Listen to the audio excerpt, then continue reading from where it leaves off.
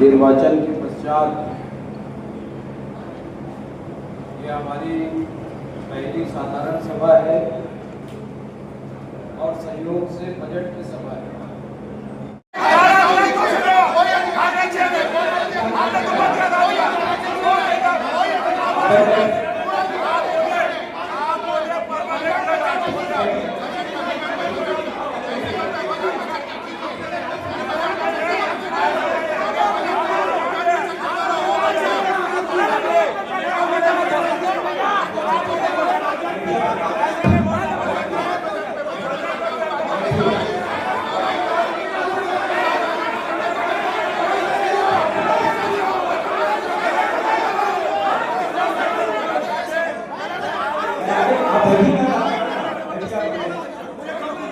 करता हूँ और उनको निर्वाचन के लिए शुभकामनाएं देता हूँ।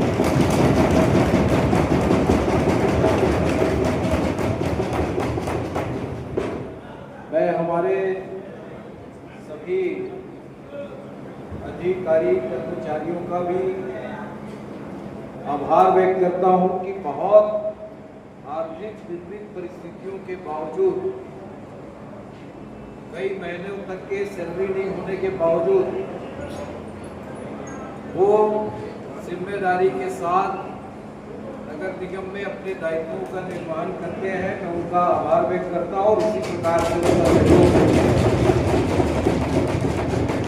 और मुझे उम्मीद है कि ये बजट आने वाले 1 वर्ष के लिए जो है उसमें हमने कुछ अल्पकालिक कुछ दीर्घकालिक योजनाओं को शामिल किया है। राजनांदगांव शहर के आज की आवश्यकताओं को ध्यान में रखते हुए प्राथमिकता तय करते हुए उन बातों को शामिल किया है। इसमें जो आपके बेहतर सुझाव होंगे उसे भी आगे हम शामिल करेंगे। इसके पहले मैं इतना ही कहना चाहता हूँ कि सारी व्यवस्था थोड़ी नई नई है और हम सब मिल करके जो हमारा नगर निगम की जो हमारी इकाई है, जो हमारी संस्था है, इसके प्रति हम सबको समर्पित होकर काम करना पड़ेगा। संतोष भाई, आपके ऑफिस के लिए कोई चीज नहीं हो पाई होगी तो हो जाएगी, चिंता मत करो। मैंने गाड़ी छोड़ दिया, मंदिर छोड़ दिया, सत्कार मंदिर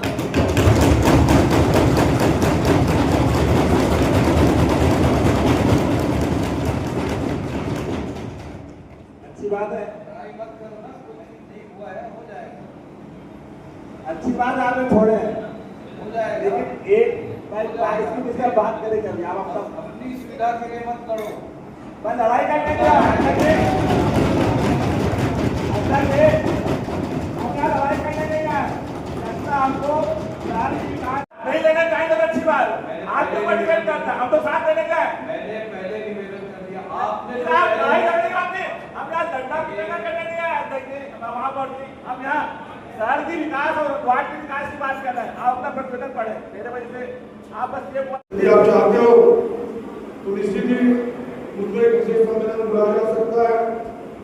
आज इतनी पानी की विकराल समस्या रहने के बाद जी, बजट आपका है, बहुत दिन के बाद बजट में आया है। आप क्या परोस रहे हैं? कितने का घाटे का बजट है? घाटे का बजट तो है, लेकिन सामान्य तौर पर जो भी बजट प्रस्तुत होता है उसका जब वास्तविक स्थिति आती है तो वास्तविक स्थिति और प्रस्तावित स्थिति में बहुत बड़ा अंतर होता है। तो हमारा नियंत्रण हमारी स्थापना पे रहेगा और नगर निगम को और नगर निगम के कर्मचारियों के साथ, चाहे वो प्लेसमेंट के हों, चाहे ठेके के हों, चाहे दैनिक वेतनभोगी हो, चाहे स्थायी कर्मचारियों के साथ समानता का व्यवहार करेंगे। उनके सैलरी के भुगतान में जैसे कि पहले होते आया है वैसा नहीं होगा। दूसरा, पेयजल को हमने प्राथमिकता में रखा है, चाहे वो एनीकट का हाइट बढ़ाने का विषय हो, चाहे मुंगरा से पाइपलाइन से पानी लाने का विषय हो, चाहे राइजिंग मेन लाइन बिछाने का विषय हो। इन चीज़ों को प्राथमिकता में इस वर्ष हमने रखा है, बाकी चीज़ों को आगे देखेंगे। कुछ रोड मैप आपने रखे थे जो पुराने भी रह गए, आपके कार्यकाल में भी थे, फिर आपके बच गए, अभी कांग्रेस ने भी वो कहाँ तक छोड़ा, अब नया रोड मैप क्या रहेगा आपका? नहीं, आप बजट को पूरा पढ़ोगे, क्योंकि इसमें मैं हर बातों को व्यक्त नहीं कर सकता, लेकिन मोटा मोटी जो प्राइमरी आवश्यकता है जो एक साल में हम कर सकते हैं वो चीज़ों को रखा है।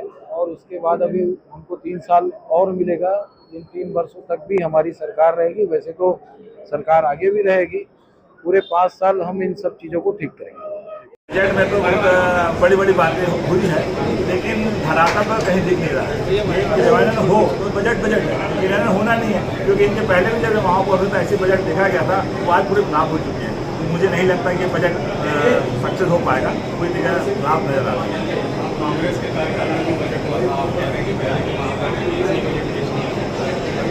तो घाटे का उसमें भी घाटे का बजट आया था, घाटे के बजट आया था, लेकिन 17 सरकार के हिसाब से घाटे के इस बार भी घाटे का बजट आया है। जबकि मैं ये कहना चाहता हूँ केवल इंजन की सरकार है, नगर निगम को बनी यहाँ पे, और 3 सांसद बन रहे हैं। वहाँ पर भी पूर्व सांसद रह चुके हैं, सत्तर पांडे सांसद है, रमन सिंह भी सांसद रह चुके हैं।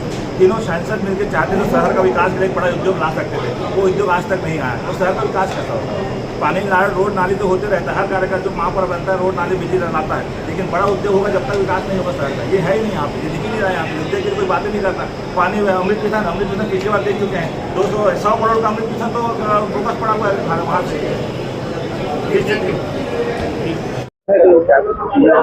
यहाँ बजट महापौर द्वारा प्रस्तुत किया गया है, जो बजट केवल हवा हवाई है। इनकम 98 और खर्च 1 रुपया इस बजट को प्रतीत करता है। और चुनाव के पहले जिस प्रकार भारतीय जनता पार्टी ने पूरे प्रदेश में मैनिफेस्टो बनाया था, उसके आधार पर इस बजट में कोई भी चीज़ को शामिल नहीं किया गया है। जनता ने उस मैनिफेस्टो के आधार पर महापौर मधुसूदन यादव को चुनाव जिताया था, लेकिन इस बजट से यह स्पष्ट हो जाता है कि महापौर जी ने राजनांदगांव की जनता के साथ छला है। हम इस बजट में हमारे और भी वार्डों के कई समस्या थे और शहर की समस्याओं थी, जिसको पार्षदों ने मिलकर जुड़ाया है और उसको बजट में शामिल करने का आश्वासन माननीय महापौर जी द्वारा दिया गया है। निश्चित ही आने वाले समय में यदि महापौर जी द्वारा हमारे द्वारा दिए गए बजटों को शामिल किया जाता है और विकास किया जाता है तो हम इसका स्वागत करते हैं। अन्यथा महापौर जी द्वारा यदि नहीं किया जाता है तो हम उसका दलगत राजनीति में से ऊपर उठकर विरोध करने के लिए तैयार रहेंगे।